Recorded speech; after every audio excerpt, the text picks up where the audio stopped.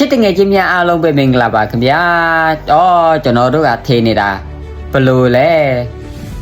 ကားတွေပါတွေကြော်ညာနေကျွန်တော်တို့စိတ်ထင်းနေကျွန်တော်တို့ကထင်းနေတာ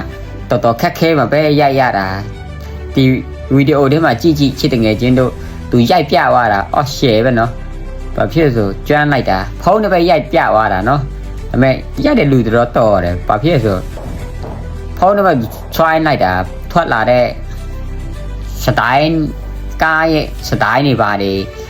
ကားပြေးတဲ့ပုံနဲ့ဘိန်းပြေးတဲ့ပုံစံတို့နော်သူလောက်ထားတဲ့ share ပဲကျွန်တော်ကြည့်တာမိုက်တယ်ဘာဖြစ်လို့ဆိုတော့အနောက်ကောင်းတယ်ကွာကျွန်တော်တို့အရင်ကစဉ်းစားနေတာဘယ်လိုများရိုက်တယ်လဲခက်ခဲနဲ့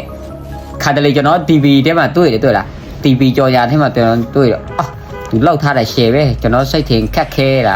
လောက်တက်တဲ့လူကြများလွယ်လေးလောက်ပြသွားတာမှာကြည့်ချစ်တငယ်ချင်းတို့အစေးပဲလောက်ပြသွားတာဒါပေမဲ့ထွက်လာတဲ့ပုံစံမိုက်တယ် share ပဲအားလုံးကိုကျေးဇူးတင်ပါတယ်ခင်ဗျာပြောချင်တာ